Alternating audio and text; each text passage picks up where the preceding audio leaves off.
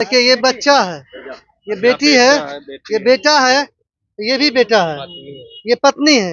इनका क्या कसूर है? अब आप ही बताइए कि इनके पति की सूरत में हत्या कर दी गई है, इनका क्या कसूर है? इन बच्चों का क्या कसूर है?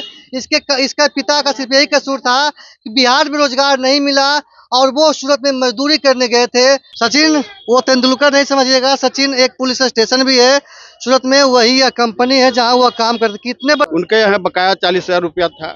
वो लड़का मजदूर था, मेहनती लड़का था।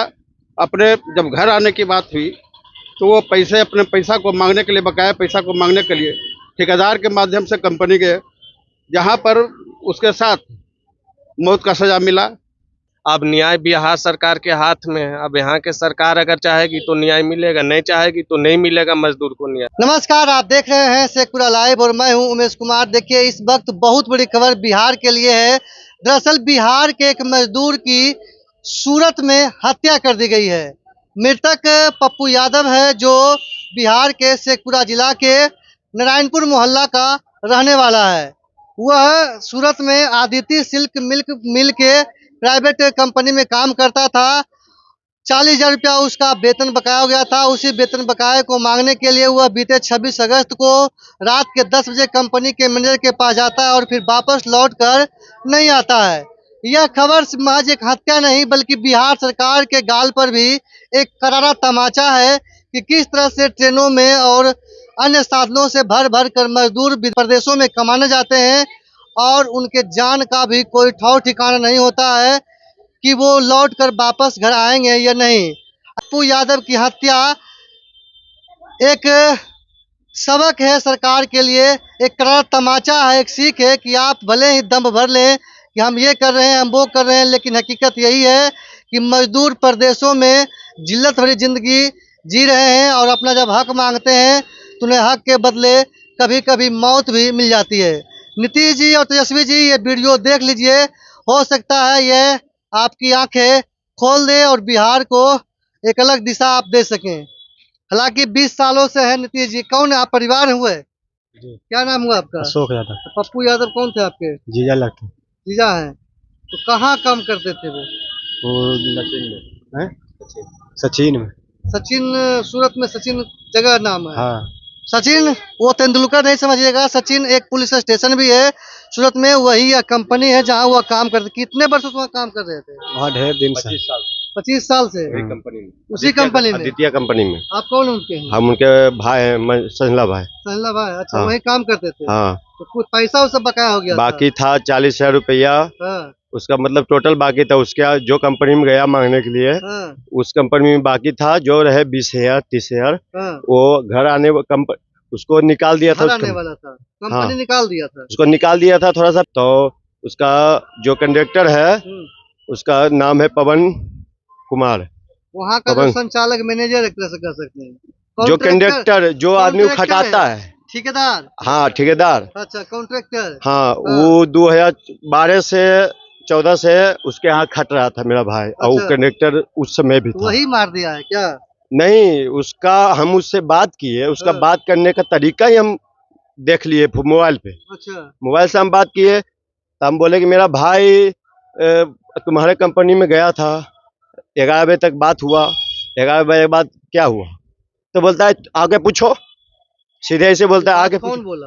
कंडक्टर जो उसका मैनेजर जो उसका थी है, ठेकेदार, वो बोला, ऐसा बोला कि आगे उससे पूछो। कैसे पता कि भाई की हत्या हो गई है?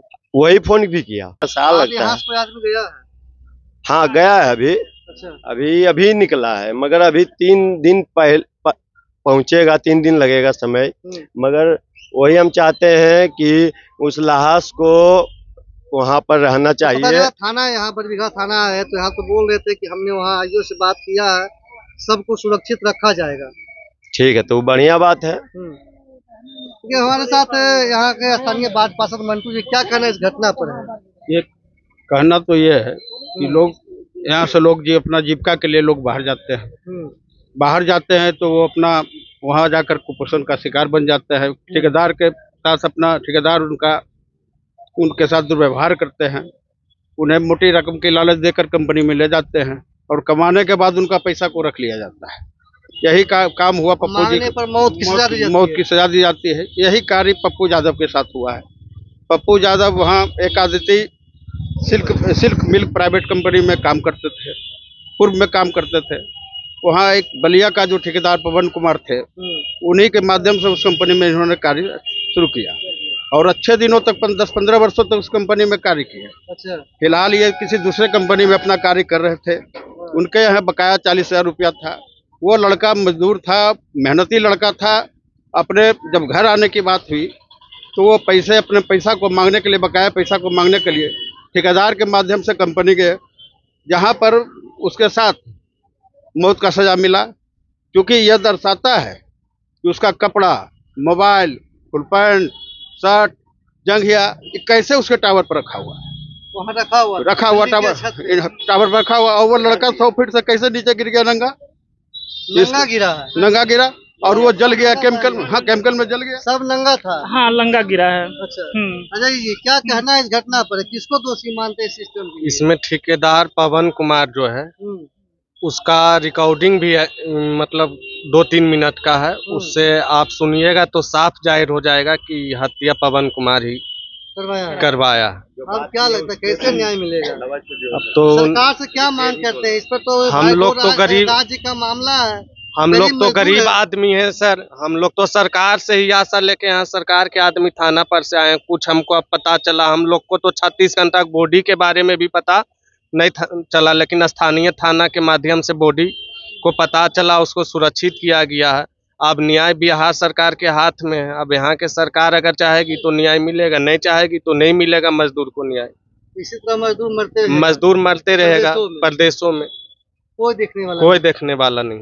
देखिए उनका बच्चा भी होगा, बेटी है। देखिए ये बच्चा है, ये बेटी है, ये बेटा है, ये भी बेटा है, ये पत्नी है। इनका क्या कसूर है? अब आप ही बताइए कि इनके पति की सूरत में हत्या कर दी गई है, इनका क्या कसूर है? इन बच्चों का क्या कसूर है? इसका पिता का सिर्फ यही कसूर था कि बिहार में रोजगार नहीं मिला और वो सूरत में मजदूरी करने गए थे, ठेकेदार के माध्यम से गए थे, दलाल के माध्यम से गए थे। बकाया पैसा जब मांगने गया तो पप्पू यादव की बेरहमी से हत्या कर दी गई। अब इन 3 बच्चों के सर से पिता का साया उठ गया है। पत्नी को अब अपने पति के लौटने का उम्मीद जो है वो खत्म हो चुका है। बूढ़ी माँ है, रो रही है, सारा मोहल्ले के लोग इकट्ठे हैं। ये बिहार की कमोबेश तस्वीर है जो विभिन्न जगहों से सामने आती रहती है। ये महज एक घटना नहीं, एक बिहार सरकार के लिए सीख भी है।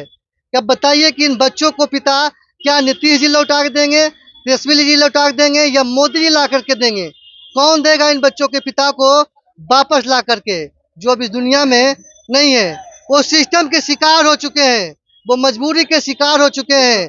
ठेकेदार जो है वो उसे पैसा मांगने पर मौत की सजा दे दिया है और वो भी दुनिया में नहीं है। बरबीघा थानाध्यक्ष वैभव कुमार ने, जो सचिन थाना है सूरत में, वहाँ के से बात किया तो वहाँ कहा गया है कि आईओ से बात हुआ है तो बोला गया कि 100 को सुरक्षित रखा गया है। लोग यहाँ से पहुँच रहे हैं, 3 दिनों तक रखने के लिए कहा गया है। हालांकि वहाँ के स्थानीय स्तर पर पुलिस का दावा है कि जांच पड़ताल किया जा रहा है, लेकिन सवाल ये है कि अब इन बच्चों की देखभाल कौन करेगा, कौन इनका परवरिश करेगा? क्योंकि कुछ लोग मोहल्ले का हैं, हम हैं, आप हैं, कमेंट करेंगे, गुस्सा जाहिर करेंगे, सरकार पर खूब भड़ास निकालेंगे, लेकिन सच्चाई यही है ये परिवार अब सड़क पर आ चुका है। इनको कमा कर खिलाने वाला सहारा जो है वो छीन चुका है, इनको देखने वाला कोई नहीं है। मेरी बिहार सरकार से आग्रह है कि अगर ये सरकार तक वीडियो पहुंचे तो निश्चित तौर पर गुजरात सरकार से, चूंकि आप सरकार के अंग में है, वहाँ भाजपा की सरकार है, तो सरकार से इस संबंध में बातचीत कर करके दोषी व्यक्ति पर कार्रवाई करें और परिवार को हो सके तो उचित मुआवजा देने का पहल करें। राज्य सरकार भी दे और गुजरात सरकार से भी दिलवाए, ताकि इन छोटे छोटे बच्चों का भविष्य कुछ हद तक सिक्योर हो सके।